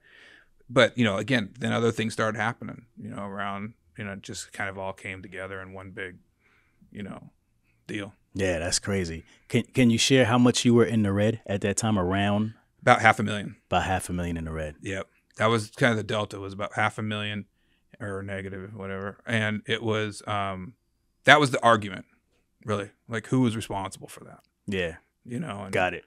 So it kind of boiled down to that. And it was, I mean, a lot of money, but, you know, the grand scheme of things, it's not even about the money. The money is irrelevant at that point. It's more or less what had happened. Yeah. You know, yeah. It could have been $1 million. It could have been $2 million. It could have been what? But at the same time, it's like, I got in that position because of other things. I didn't fully want to blame my customer. They were a part of it. There were a lot of parts of it that I wear. Right. You know, got to take ownership. You do. And that's the only way to learn, right? I know it's hard. It's a fucking bitch. You know? For sure. It was a big L, man. It was a big L, and it hit my ego. You know, I was talking about like everything turned to gold. Everything I touched turned to gold 5 years earlier. Mm-hmm. I didn't feel like I became a true entrepreneur until after this happened. And when I came back from that is when I really felt like I earned my stripes. But it took something like this to really like, got to grow up, dude. You know, if you want to be an entrepreneur and you want to wear that badge. I think that badge is, thrown around too easy these days. You know, I think true entrepreneurs are the ones that are able to kind of shoulder some adversity. That's right. You know, they're built different. They are. You bet, brother. You know, I was having a beer with somebody or by myself actually, and the bartender she was like, "Built different, huh?" And I was like, "No." right. She laughed. That's funny. That's funny. But yeah, and that, it just goes back to being resilient and, learn how, bust through adversity. And this game has a lot of it. I think in general, there's a lot of it in, entrepreneurship, but really in trucking and, this industry. And it's just overall. Yeah. All right. So we get started with tactic now. Yeah. So we're on to tactic now. And, it was a excitement. Anytime you start a new business, there's that excitement. It was a weird yin and a yang for me at this point, where I was 40% of my day dealing with bankruptcy and 60% dealing with building a new company and how we were going to go about doing that. And, the way we were going about doing it this time was, look, we're not going to deal with enterprise accounts. We're done with these big multinational, multi-billion-dollar companies. We're going to focus on small to medium-sized customers. We have this LTL option. We know full truckload, but let's lean into the LTL thing and let's start trying to find customers that are moving their first LTLs or just getting started in moving their freight. Because you think about a lot of people start businesses, they don't think about how they're going to move their product or how the industry works. They're thinking about their costs, and other places. It's just trucking and logistics becomes the last thing. And then they try to fill their way through it, like most entrepreneurs. So we were trying to identify those types of customers who were kind of just getting started, and we could come in as like a coach or a consultant and help them, develop their LTL and get them pricing that they couldn't get if they went directly to, SIA or ABF or whatever. I mean, a lot of these people in their mind, they go to FedEx Freight, because that's the first thing they think of. They got to ship something. FedEx has done a great job marketing themselves as like a verb. So when people want to okay, hey, I got to ship something. Let's pick up a phone, call FedEx, and FedEx Freight then turns around and gives you these huge retail rates that work, but as an entrepreneur, you're always looking for something cheaper. That's right. So yeah, we just focused on that. We were starting to build multiple relationships, not just one big one. And we were really successful with that approach. But one thing we weren't thinking about, we wanted to get with people that grew. That was really important. Is we didn't want to get with small, static companies that were just trying to save $1. Yeah. You know, we wanted to find the right, and this is the first time we started identifying an ICP or an ideal customer profile. Didn't think that was really normal, not normal, but like abnormal. But we just really zeroed in on who we were targeting. What a type niche. Of a niche. You know, we didn't really know what that niche was yet. Like, I think you can get kind of niche. But we knew kind of a niche that we were looking for. Okay. And we started working with beverage companies and learning their business and kind of how that worked. And the good thing about beverage companies is they've got a lot of freight to move. Bad thing is they get bought up a lot and you can lose the relationship halfway through, if that makes sense. It does. You know, and so you got to kind of really teeter, you know, closely with them.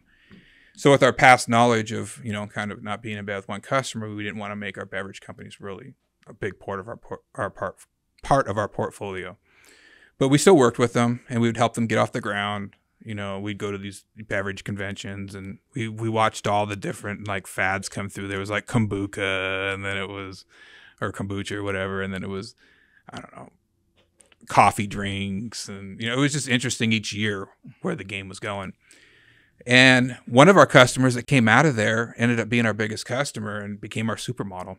You know, and it was really tough. It kind of put my theory to test of how do you not go all in bed with one customer.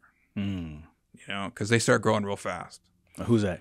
They're called Hint Water. So you've probably seen them around. Yeah, I drink Hint. That's the great stuff. It's good stuff. It's a great story. Yeah. Do you know the story behind it? I don't. So Kara Golden is the founder, and she was a former AOL executive who took time off to raise her kids. And during that time, she was trying to kick a soda addiction habit, and she was trying to find something for her kids to drink it was healthy. And so she just started putting peels of fruit inside her water, like a lot of people do, you know. But for whatever reason, the neighborhood started liking it. Like the kids that were playing over at her house would go home and be like, "Hey, so and so, you know, the Golden's got this type of water down there. You should go get it." And so they were calling her, and she goes, "I need to make this stuff," you know. So she makes her first batch, and she goes down to Whole Foods and wants to put it on the shelf.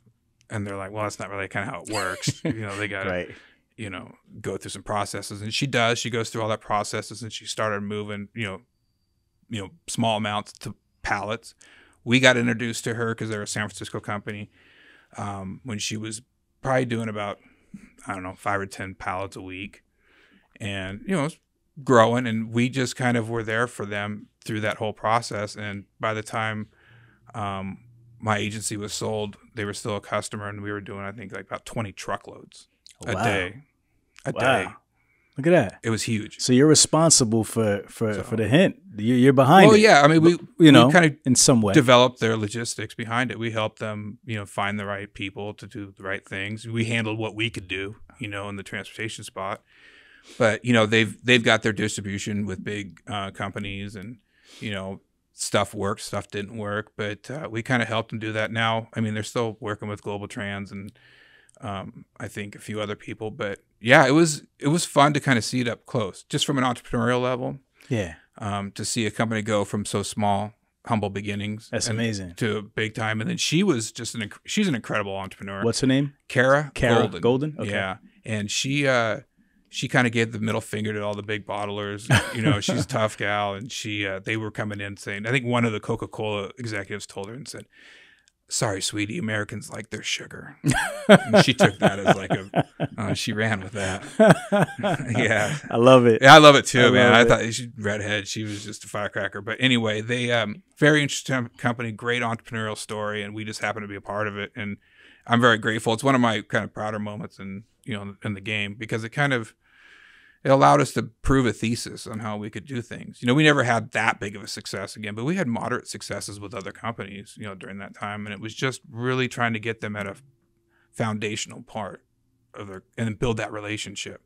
Because you better believe it, they got hammered by other brokers. Yeah. For a long Uber Freight came in, you know, because they were San Francisco. They were putting the full court press on them, but we had that relationship. And so they stuck with us. And, what are some of the other ones? Oh, let's see here. I'm trying to think. We actually, a company called Eco Products. Okay. We delivered the beer cups to like 3 Super Bowls in a row. which was kind of cool. Okay. You know, because they became the full provider of beer cups. They're like basically biodegradable plastic cups.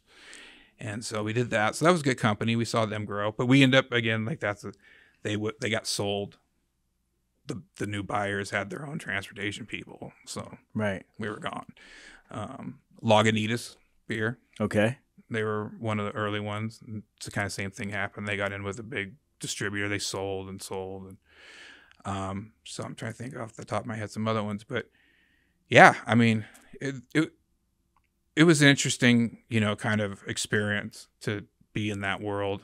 And we had other customers, like a company that did cleaning solutions for oil rigs that was environmentally friendly. We weren't trying to be like, you know, eco-friendly and all this stuff. I mean, we really weren't like healthy, you know, hippy dippy thing. But, it was kind of what was around. Sustainability and all that good stuff. Right. You know, we were just kind of in, that was really popping up at that time. And we started, which will come in later, we started kind of making friends with, or I did, like venture capitalists, private equity, stuff like that, because that's one of the things they looked at when they kind of go into companies is, you know, so they want somebody they can bring in or that they can talk about with when they go into these companies. Yeah. So we found a few companies that way. Interesting. So my question is, how do you find the next hint?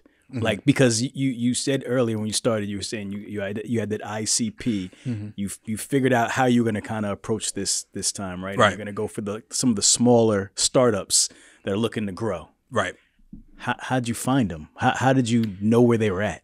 We went to conventions, conferences. There's a big beverage conference, and it's kind of an overwhelming experience, you know, and even for the people you're trying to pitch to, but if you can get 5 minutes of their time that you can call back later and get 20, 30 minutes, that's a good way. The whole thing is trying to figure out a way to get in with a customer that is not the traditional route. And I'm not saying like, you know, dress up in costume or do this crazy shit. I mean, just kind of look at like, what's their soft spot? What do they need? Is there a way you can get a period of their time at a convention or a conference that can then lead to a longer conversation is basically what we try to do. And then once we find out what's tough with their business, like what are they having a hard time with, maybe they're not doing well in LTL. If you have that, you play that card. You try to give as many options as possible when you go into these situations. You know, you try to cover as many lanes or, modes as possible, and then be able to try to, adapt to what they need instead of calling in trying to force what you need. You know, if you're just a truckload guy and you're calling in just want to talk about truckload, well, you're going to have to stand in line, But if you would have had like the ability to solve their LTL need, you might get a chance to truckloads without having to wait in line. Got you. In Hint's case, was that their pain point? Their pain point was they just didn't know like what to do. They had no idea. Yeah, they didn't know. I mean, they were going to FedEx Freight. They just knew about water. That's it. They knew how to manufacture their product, right? I mean, you think about it, their real empathy is a big thing that I preach. I'm a big empathy guy. You got to understand and put yourself in their shoes instead of trying to force your own agenda. And looking at her, she was trying to figure out how to deal with getting this manufactured and bottled to even have it shipped. So that's where a lot of her focus was going. And so when it came to be shipping time, it was kind of like, oh shit, we'll call FedEx or what, you know what I mean? Right. Like, it was just an afterthought. Yeah. And so that's kind of where we met them at a good point, where they were kind of like knowing that this wasn't sustainable. They were paying a lot in freight, but how do we take that next step? And probably right before she picked up the phone and called C.H. Robinson. I don't know, but I mean, we were having conversations that were then leading to other things. There wasn't an immediate exchange of, you give me, I will do that. It was just kind of like, hey, I think we're here now. Can you guys come in and check us out? And so it's just trying to find a way and where they're at and meeting them where they're at. Got it. Well, and was there any, and you may have mentioned this, but was there any particular reason why you guys chose like beverage and that was the choice? Like, what was this market strategy around that? To be honest with you, I think there was probably like 4 or 5 different ones we'd identified, like niche markets, and we just got the most traction there first. What were some of the other ones? Do you remember that you were thinking about? I'm trying to think real quickly. I've got so many of the new ones now in my head, but I'm trying to remember what we started back then. Like that cleaning supplies, we found that there was a market for chemical companies that made that wasn't hazmat stuff. So it wasn't like a big headache. Okay. You see what I'm saying? Yeah. They just produced clean chemicals for heavy jobs and whatnot. Plastic papers and cups, like napkins, things like that, utensils, just a lot of CPG stuff. Okay. Yeah, a lot of customer packaged goods. Just trying to go down those different rabbit holes. Got it. Okay. So turn things around. Yeah. I mean, seemingly. we were it was a slow climb. It wasn't immediate, and personally it was hard 5 years, because it was closing up that and then starting something new, as a business owner. I mean, I honestly, I had $15,000 that was left after everything was going on to get this next venture through to like the next month, and then we were on a month-to-month thing. And luckily we had some business coming in, with the Global Trans, with their network. Well, we had like 3 or 4 customers that didn't get wrapped up in the bankruptcy. Gotcha. So it was like a bomb exploded behind them and they had no clue. They were just walking forward. Like, what happened with you guys? Yeah. We didn't know. Yeah, you changed your phone number? So meanwhile there's guys out looking for me in the parking lot. But we so we kind of used those contacts and those customers to kind of build on to the next week, and we kind of know how to do it. We were being more strategic.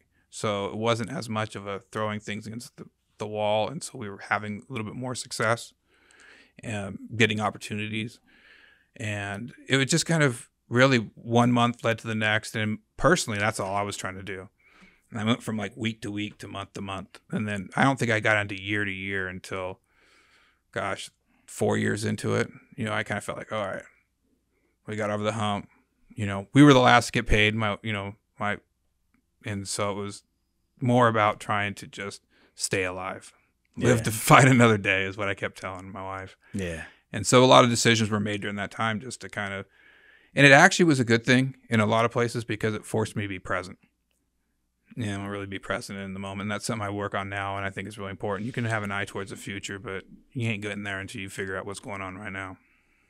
That's a fact. So we just figured out what was going on day to day. I walked to work. We had one car. And in California, that's tough. Have one car, man. And so I'd leave her with the SUV and the kids, and I literally make my lunch and walk to work. It was almost like I needed that, to just have some clarity between things and just physically work it out. Yeah. But it was it started clicking. And it was really weird. Was about 2020. It was right when the pandemic happened. Things right before things were really starting to turn around. Like I was starting to get paid regularly. My wife was happy with me again. I mean, it's a long 5 years, right? So and then the pandemic happened, and it just really, like most businesses, in the freight game, just added fuel to it. We were ready for it. I think that was the other thing too I learned, is I wanted to make sure that I was ready for our next opportunity when shit happens. You don't know what's going to happen, but there's those moments in life where you're in the right place at the right time.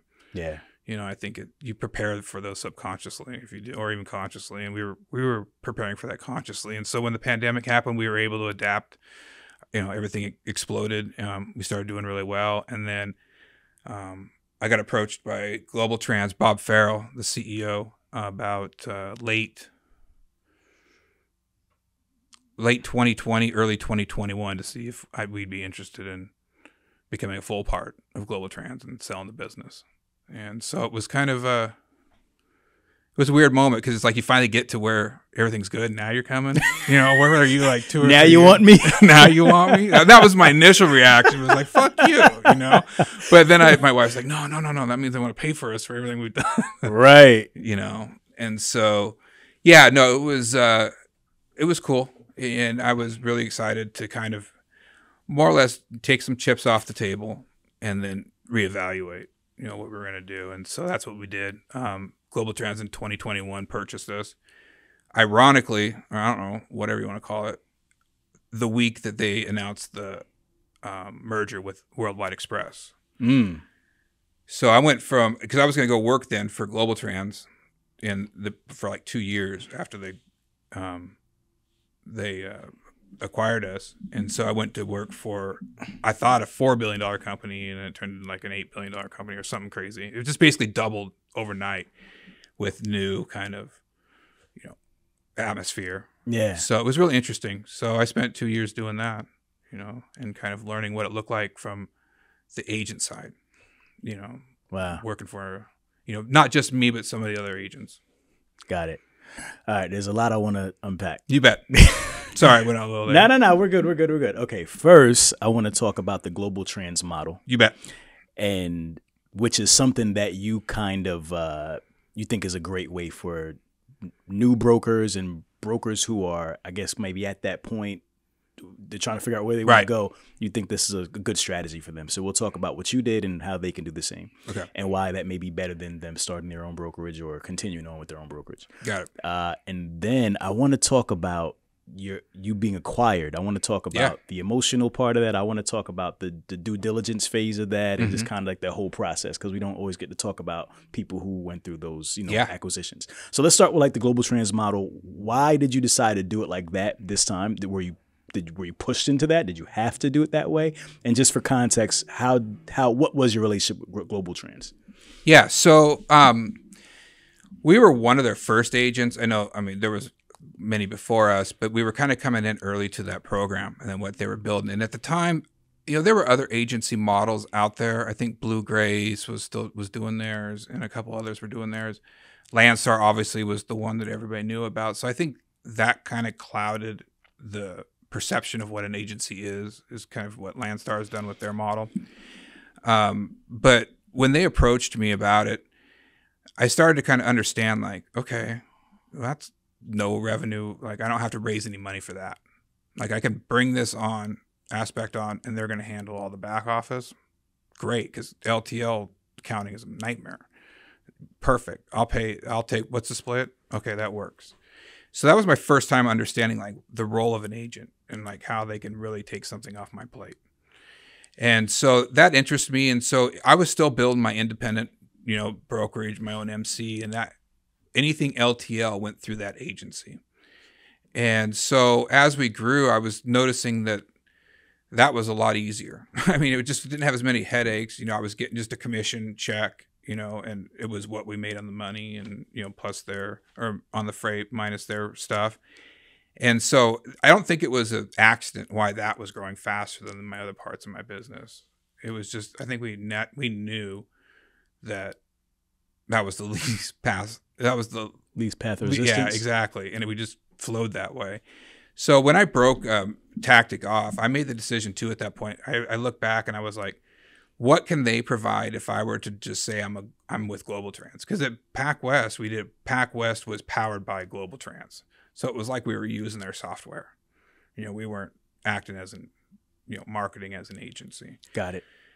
And towards the end of Pac West, I was trying to sell it. Like when we were in trouble, I was trying to get out there and sell it, and I just couldn't find, suitors. And but it dawned on me that it made more sense once we were going in the organization of Global Trans and going full board as an agent to really adapt the Global Trans name, because that would get us more opportunity with other clients, and just it would make it a little bit easier marketing wise. And so we fully wedded into the Global Trans thing, with Tactic. And really, I think a lot of our customers didn't even know we were called Tactic Logistics Group. I think because we introduced ourselves as Global Trans, our emails were Global Trans, their checks were Global Trans, invoices. So we just leaned full into it. And that's where and at that time, Global Trans just started getting bigger and bigger, and they hit their growth phase. They were adding more kind of services to the Global Trans, or to the agent model. They were wanting to keep us happy. They were kissing our ass.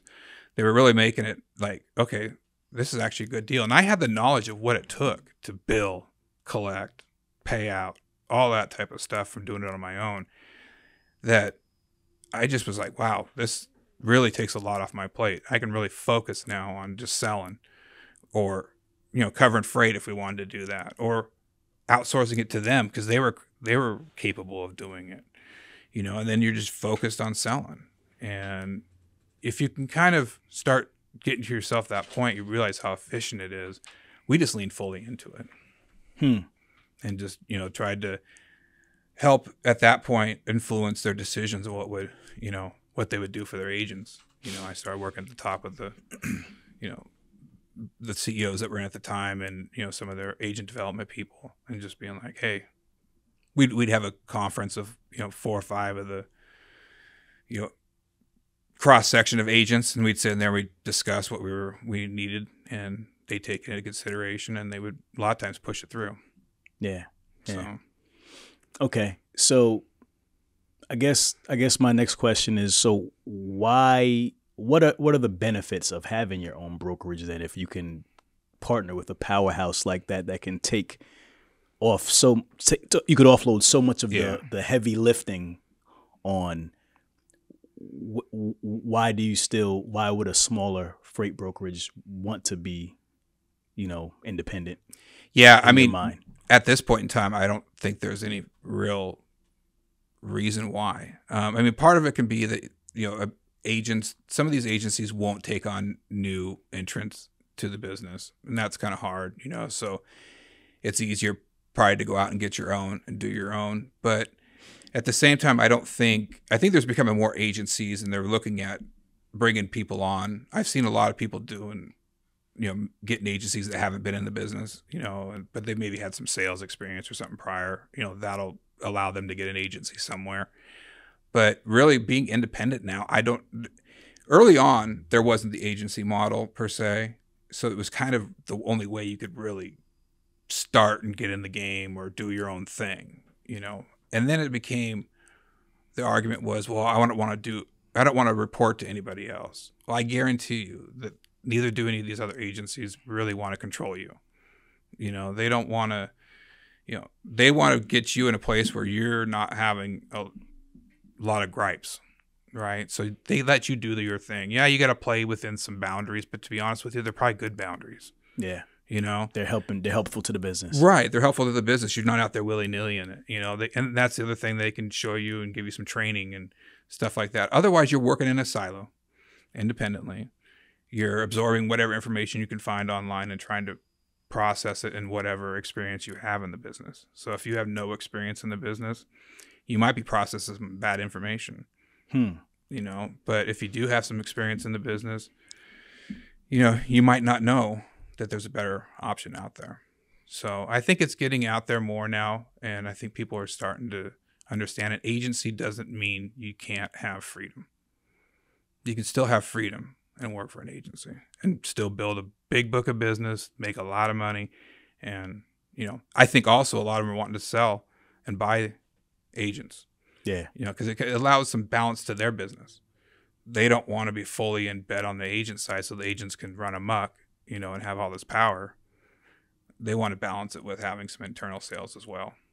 Got it. Is there a point if your brokerage is at a certain size in revenue where you'll make more money if you're independent from a global trans or in that agency model? Like what's how do you balance that?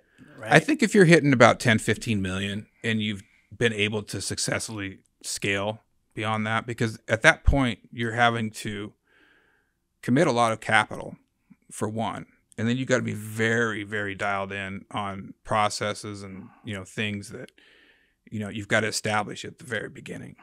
And so you're probably, you know, if you're building an agency, which a lot of they're doing, would rather do an agency model than a W-2 model. I don't think you're seeing a lot of, maybe some bigger ones, or $100 million, you know, investments too, you'll see. But really, if you're starting your own thing, there's that inflection point of $10 or $15 million where there's got to be serious capital behind you if you're going to have the next growth, to the next level. Yeah. So you got to find it or partner with it. And does that have a lot to do with the market conditions now, or is this how you think it's always been in hindsight? Yeah, I think it's always been that way in hindsight. You know, it's just This is how you'd have, if you could start over, you'd have done it this way from the beginning. You bet. Yeah, knowing what I know now, just because it's such a heavy lift to get the back office, the non-revenue producing people in place. They're non-revenue producing. So that means, they're adding to your nut every month that you got to crack, and they're not bringing anything to the table. Yeah, they're making things more efficient and you need them. But the guys that are out there selling and doing all that stuff, those are the guys bringing in the money. Yeah. So if you can take that expense kind of off your table or allocate a fixed expense to it, that's important. Right. Really important. So what would you say to the broker who's listening and says, but I want to be the next global trans? Like I would just shitting on my dreams, yourself. Tyson. I know. Like, why can't I build and be global maybe trans? You can. I'm not saying you can't. You really got to be real with yourself, and there's these moments in life where if you want to go forward, you got to be honest with yourself. And that was through a lot of my adversity, I found that is that you can be your own hype man to a certain point where you got to be realistic with what you're going to achieve or you're trying to achieve. Now, if you want to do that, I'm not telling you can't, but I would just be very intentional about each phase and knowing that when you get to this phase, you're going to have to need this money. How are you going to get that money? And it sounds easier than it is when you get to it. So I would be like, I got an uncle that's got 20 million he's willing to lend me, or I don't know, whatever. But it's just really hard to, build an individual brokerage that stands out from what's already available for other people to really invest into it. And so you got to have it coming from within. You know what I mean? There's somewhere and you've got it personally or something like that. But if you're starting out scratch and bootstrapping your way to that, it's just way harder. You don't have to put yourself through it. I'm telling you, don't put yourself through it. You can build just a successful business and have your financial freedom within an agency somewhere. Yeah. And I'm not going to tell you one's better than the other. I think that's kind of, for each to decide on their own.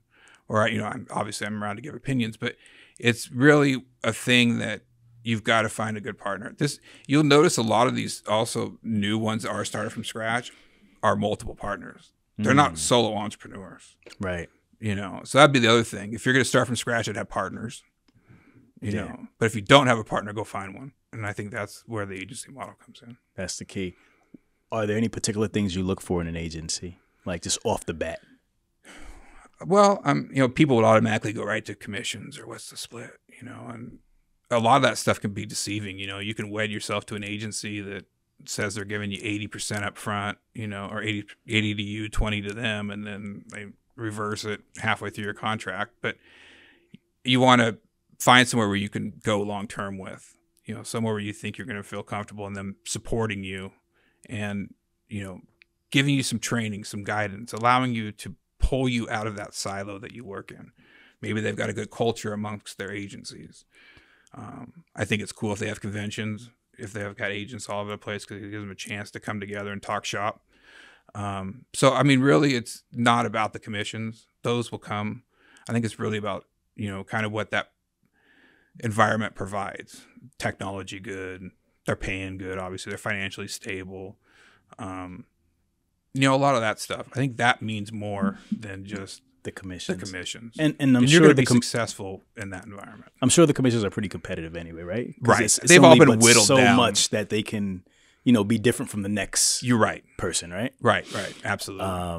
All right. And then also there's opportunity to still, like you said, sell your business. So, for clarity, you are a business owner, right? It's just, and you could still exit this business just like you would exit the freight brokerage you're building independently. Absolutely. And that goes back to why what I saw in Global Trans was, and there's some of these agents that do provide this. They pride themselves in being wealth generators or generational wealth providers, places where you can build generational wealth. Unishippers. I have a Unishippers franchise. We can maybe have that discussion later, but they're a franchise where I think you have to buy into it, but it's a place in which that you can create a business that they're openly telling you we'll buy from you. And they'll tell you the multiples, and they'll say this is, after 5 years, if you want to clear the deck, we'll buy it. If you build it to this level, this is the multiple, so you have a target. Right. So you walk in the door with the target. Yeah. You walk in, and they give you a playbook, really. And so you got to go by that playbook go willy-nilly like you would be independently. But there's a reason why that playbook's there, because it's been refined to that point. Why do they do that? How do they benefit from building you up to then acquire you? If they just continue to make money off of you as you continue to grow. Yeah, I think you don't have to. Right. But I think it's it an allows for people to take some money off their deck, clear the deck, and then start another franchise. They've got multiple people in that environment where they've built it to a certain level, got a big paycheck, did it again. But what's the advantage to them? To unishippers, it's eternalizing, keeping the freight around, making sure it stays with them. And so they build a direct sales organization on the side, which is called WEX over there. Worldwide Express is really what the internal side is. And so it kind of builds a balance to the company. Got you. So they're not always so heavily dependent on the agencies. And the franchises. They still have their own stuff going. Right. Okay, cool. All right. Yeah, I think we got off track there, but yeah, it was... I saw that. I was going to tell you is I saw that when I tried to sell the first time. It was so hard that when I was at the Global Trans, when they offered that, I was like, okay, that makes a difference, because now you have to worry. You have to go out and find somebody to buy you. You don't have to worry about that business transferring, because that's another big thing. How do you buy a freight brokerage? It's actually called goodwill. You're buying goodwill. Yeah. And you're getting that person's business, but not always transfers, right? So the more removed from the people acquiring it you are, the harder it is to do. So when I saw being inside the Global Trans that they'll eventually buy you, that exit's worry, that's off my plate. Yeah. We just focus on building. On building. Yeah. So I would imagine that the acquisition was probably pretty easy. Yeah. Right? Because they already kind of know everything they need to know. Right. And they know where to look for everything, right? Right. Well, and that was, again, part of my strategic, intention was to be like, I want them to be involved. I don't want them to really find out who Tactic is. Anybody, I want to keep all that. Yeah. Shit. Global Trans. Yeah. So the customers already knew Global Trans. Our finances were already intertwined with Global Trans. They were already buying or paying and all that stuff for their customers. So yeah, it was really seamless. And so we kind of leaned into them always to the name brand of Global Trans. And that's where it came into play of being fully wedded with Global Trans. Got you. And what type of multiple were they able to give you for the sale? About 3 to 5. 3 to 5. On the net. On the net. Yeah. Okay. So you didn't make out too bad. No. All right. And to be honest with you, it was crazy because it came at a time where we'd been struggling for so long, right? We just kind of finally started to get back, and it was like, oh, I can just take a breath. Because it was really I would say about a 10-year run. My wife would probably say longer, that it was really like hand-to-hand combat, right. Day to day, and robbing Peter to pay Paul, and just, trying to get to that point. And then we had maybe 1 or 2 years we started to feel a little bit more comfortable. And granted, we had the taste already. Right. We had already kind of known. Earlier, right? Yeah. So we kind of were like, oh, we want to get that kind of made you whole again. Yeah, it did. To be, part of it was, I'll never, this is another story, but so I had bought I'm a car guy, I love cars. And I bought my, at that time, dream car, which was a Cadillac Escalade. It had rims on it, dope. And under the company's name, owned, but I never took it out of the company's name and put it into my name after it was owned and all that kind of stuff. Well, when the company went down, guess what they came and got? The Escalade. I had to watch it go up on the thing and take off. Did a tear come down your cheek? You know what? Not a tear, but I will tell you that was one of those chips. I was like, fuck it, take it. I'll get a better one. Yeah. It's going to take me some time, but I'll have it, At that point, you don't even care about material things anymore. It's You're just like, right. Whatever. It was humbling, though. It was kind of but it was part of that when I did go back and I did buy another one. It was the first thing I bought after I sold the business. And it was part of a fuck you, like, all right, I can come back. So going back to earlier conversation, the confidence thing, it was just kind of building it. And even though I had a lot more self-doubt after hitting something like that, it was kind of like a reset. It was kind of like hitting that resilience button where you're like, okay, if I get through this, what else? You know, I get over anything. Right. So that became my next drive. Really, it was just like building tactic was a, you know, like just, you know, more importantly, making it full circle. You know, from that moment. Yeah. You know? And it's stupid. It's material shit, but it just, I'm one of those guys that like, I manufacture chips. You know, like it's, you know, I'm always looking away to get a chip on my shoulder. And, Yeah. I mean, you have to. I get, yeah. I mean, you have to motivate yourself some way, man. Right. You know, kind of that, you know, competitiveness or, you know, whatever it is. And, you know, my wife, she's like, you don't gotta get no more of those chips, you know, because then I get into this crazy shit. You know, I'm ready to build something and get after it. But no, it's fun. It's a good thing. But I feel like those are the moments that you kind of have some clarity about who you are and what you want to do. Yeah. Okay.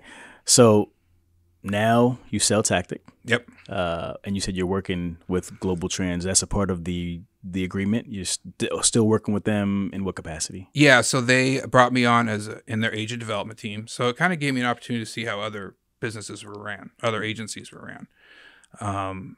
And so it was just helping them kind of delve into what their problems are, you know, day to day building the business, you know, and trying to feel like, hey, I'm facing this, you know, what should I do? Or I want to, you know, go after this customer. Can you help me put together the presentation or the strategy to go after it? So basically just being there for anything, even sometimes just a bitch session, really, you know, just to be an ear. Yeah, man. I mean, there's a mental health thing to this job too, you know, where you got to really blow off some steam sometimes. Right. So it was actually, I really enjoyed it. You know, it was at a good point in my life where, you know, I won't lie. There was a lot of imposter syndrome, you know, surrounding the sale too, you know, that was kind of like, you know, wow, like how did I pull this shit off, you know? And we, so I was kind of working through that, but it allowed me to impart knowledge, you know, where I felt like was just, you know, random thoughts in my head or stuff that's been there forever. Yeah. And people would, you know, be able to help. It helped people. You got to realize you really know your shit. Yeah, right. Yeah. You're like, I kind of know I do know some stuff. That's what I mean. I am useful. Right. Well, then it was like crazy because I look back, I was like, shit, I've been in it for 20 years, you know, and there has been a lot going on, but you're so focused, right? You know, you're just kind of like plowing forward every day. And I got into this thing called neutral thinking too. And it's really, you know, from a guy named Trevor Moad. He was the thought coach for like Russell Wilson. He passed away a few years ago from cancer. It's a real sad story, but his thought, he was always trying to find neutral thinking. And that's basically not getting too high, not getting too low, but just focusing on the task in front of you. And I think I got that from when I was in that, you know, the bankruptcy, because it was just so much shit going on around me that I was just really focusing on whatever I was doing at the time and trying to block all that shit out. And so now it's getting to the point, and I, you know, especially in this industry and business in general, there could be wild swings of success and loss and, you know, all over the place. But if you ride them, you're just going to blow up. So I was just really trying to focus into what you're trying to accomplish and where you're at, you know, day to day. And it's helped. It's really helped. And I think that's what's helped build other businesses in the future for me. Got it. Which you have multiple businesses, and we'll just touch on that. But yeah. So after you left Global Trans, during that time, you were there for a year with them? 2 years. Helping develop other agencies, which is something that you're currently doing now. Yep. Helping develop other freight brokers. We'll talk about the newer ventures. What was the next step for you? So after that, we so towards the end of during those 2 years, it was really interesting watching two big companies come together. I mean, that was the other part of my career I've been very fortunate to see from the inside, was just like, how do you combine two $4 billion companies or $2 billion companies? I mean, those are massive companies. Very carefully. Yeah, right. Yeah.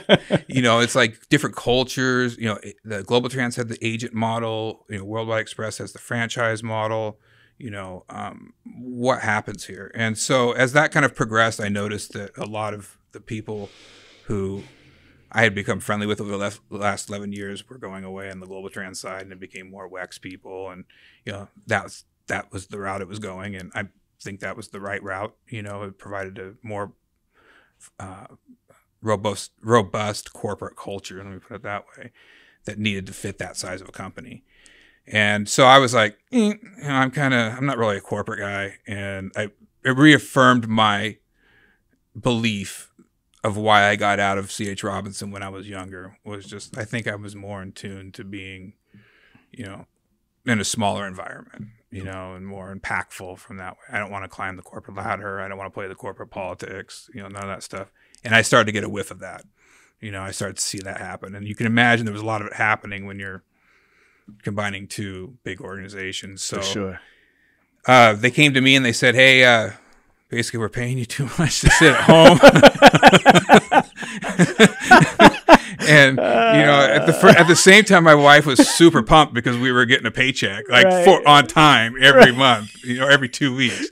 She's like, we're giving up this gig. And I'm like, hey, honey, it's just, you know, it's temporary. Right. But they came to me and they said, hey, we would like to buy you out of the rest of the contract and give you a Unishippers franchise to start. And I thought, I like the money, but I don't know if I want the Unishippers franchise. I don't want to start over again, you know. But I'm 40. I was 45. I'm 46 now, so it's just a year and a half ago. And but they hit me at the right time. I'd had 2 years to really relax. I had neck surgery and some things I had been putting off for a while. Kind of put a lot of those demons to bed, or those, you know, bad memories to bed of what we'd been through in the previous 15 years, and just was ready.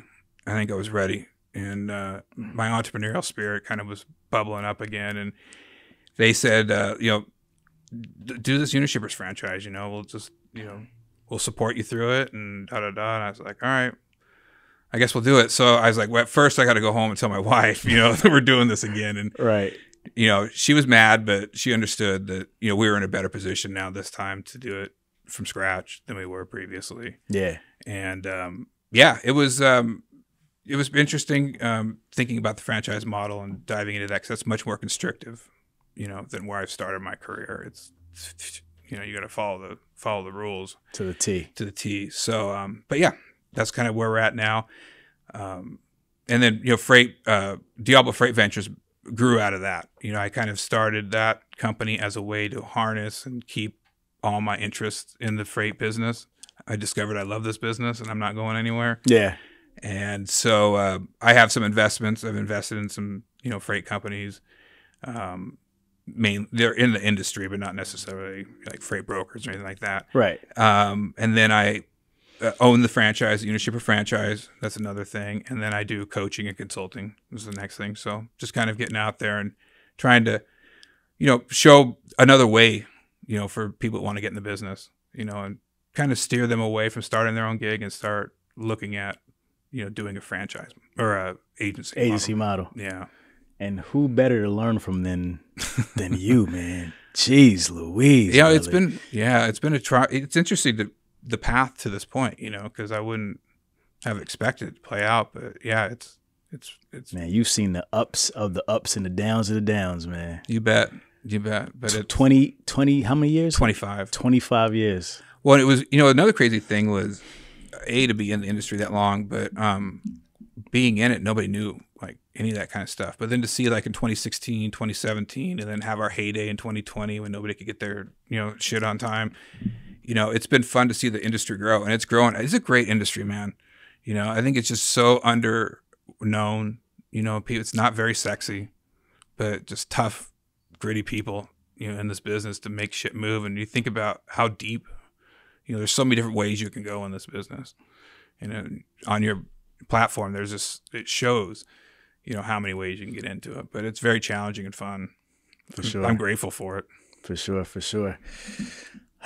So I guess looking back, if you could kind of boil it all down to one lesson that you've learned over your 25-year career, what would that lesson be?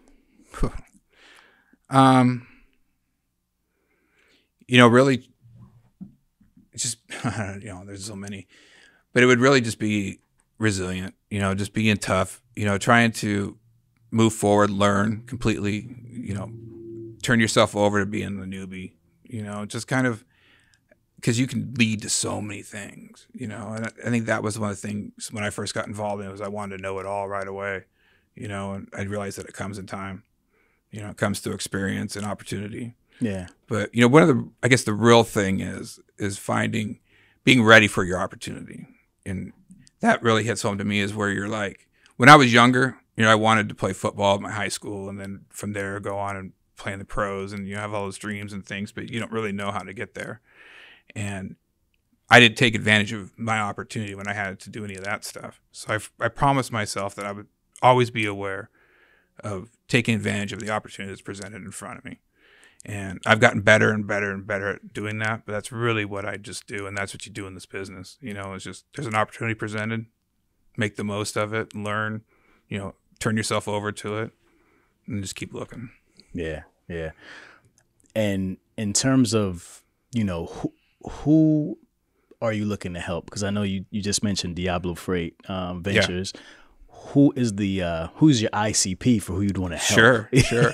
Yeah. So back to that acronym. Yeah, we so actually it's going to be TYSON Lawrence Coaching. I know it's pretty straightforward, but that's kind of how I am.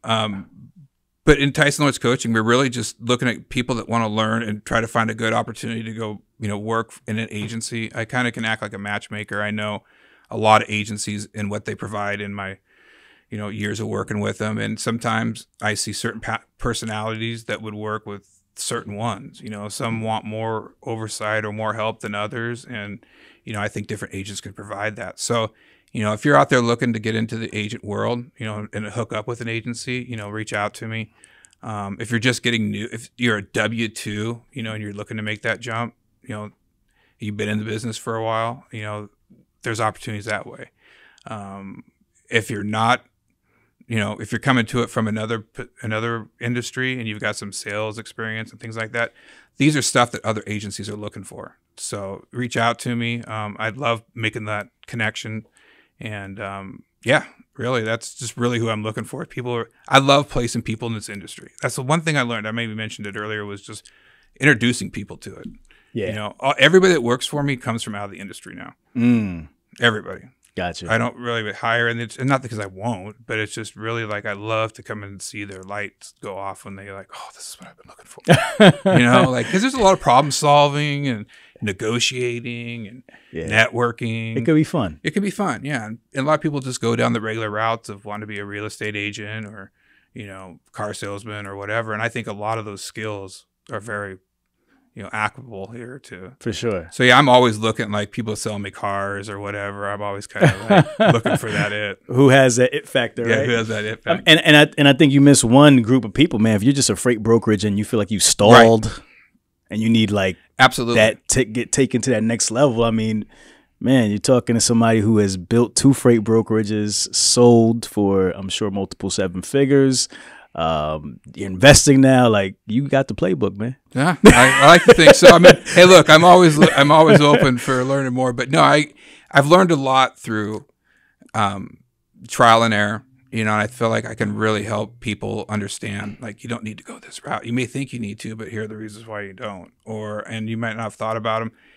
Because I made a lot of the same mistakes too, you know. Right. So it's just nice to have some counsel when you're doing some of this stuff. And yeah, I encourage anybody to really, you know, give it, you know, I'm definitely not encouraging, you know, there's a big thing like, oh, we don't need another broker in the business, you know, all that type of bullshit. But the fact of the matter is we always need good people. That's right. You always need good people in this business. And I love to, you know, try to influence as many as possible. Yeah, for sure.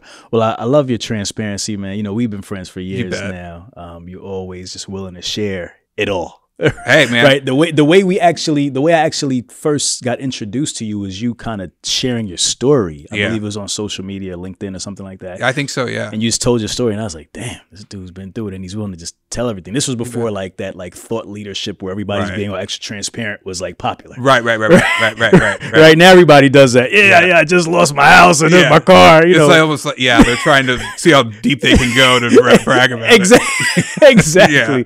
Right. You know, that's a thing now. Right. But you were doing that before everybody was doing it. Yeah. So I really respected that. You know, because everybody doesn't share the losses, man. You know, and that's the thing, man. It's just losses, so much come from losses. You know, and I'm going to share this just real quickly because, you know, we're out here in Philly and we're staying in Philly as we're visiting you. And we went and did some history stuff yesterday, my daughter and I, and they were talking about George Washington and his first, like, foray into battle. He lost, you know, big time, embarrassingly. And he learned so much from that. And that was one of the things that he was always trying to shed his conscious of or whatever. And he kept getting better to get to where he was at and be the first president of the United States. It came from a big L. Right. So I think L's are important. Not that you want to, be racking them, but the bottom line is you got to learn from them. And if you don't learn from them, that's just unfortunate because there's so much to learn. And I love being transparent. I'm a, pretty authentic, like to just lay it out type of dude. And I think that's why we've always connected, and your audience is super resilient. And I love, your guests in the past. So it's an honor to be here to be able to, tell my story. Yes, sir, man. I appreciate it. Well, I think we've been talking for about 2 hours and some change. Is that how long it was? That's how it goes fast, man. Are we at 2 hours yet? Hour 50. Hour 50. We're coming on 2 hours. All right. Well, we got some in there. That just means we had a great conversation. You bet. So traditionally, you have to give a final thought. All right. Right. So that's going to be wherever you want to come from, spiritual, entrepreneurial, whatever you want to leave the audience with. And then we have to let people know where they can connect with you and learn more about, what you're doing now, what you're working on, and, your best social media to find you. So let's start with that. Where's the best way to find you, Tyson? All right. So best place is LinkedIn. I'm probably the most, active on there. You can go to my website, diablofreight.com. I believe that I should know that by now. We'll put it in the description. Just in case he goofed it. You got it. I appreciate that. So you can reach out to me there, and email will be on there, tlawrence@diablofreight.com. And I think really those are the best places. The other places I'm not too active on. I got to get more active on them. But definitely LinkedIn. That's right. All right. And then the final thought. What do you want to leave for other truck and hustle fam out there? I just, don't be afraid to go for it. I think I see a lot of hesitation in betting on yourself out there, and I'm a firm believer in that.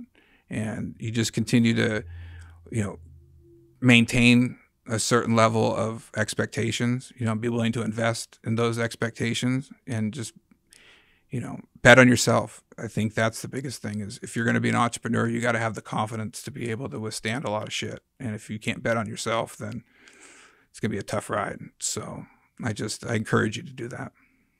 I love it. If you don't respect that, your whole perspective is whack. Hustle fam, you know what we do around this time. If you smell something burning, it's only a desire. Man, it's been a good one, man. Love it, man. I learned, even though I felt like I knew you, I still got to learn some more. And that's always a great conversation. That is. That was great. I can't believe it almost went that long. So, I appreciate it, man. For sure. Thank you for having us out. Thank you for coming up. Your daughter's here as well. Y'all about to go check out the game. You bet. So have fun while you're in town. You bet. And Hustle fam, we are out. All right, guys, if you love Truck and Hustle and you love the interviews and the information that we're providing week to week, make sure you like, share, and subscribe to the channel. All right, Hustle fam.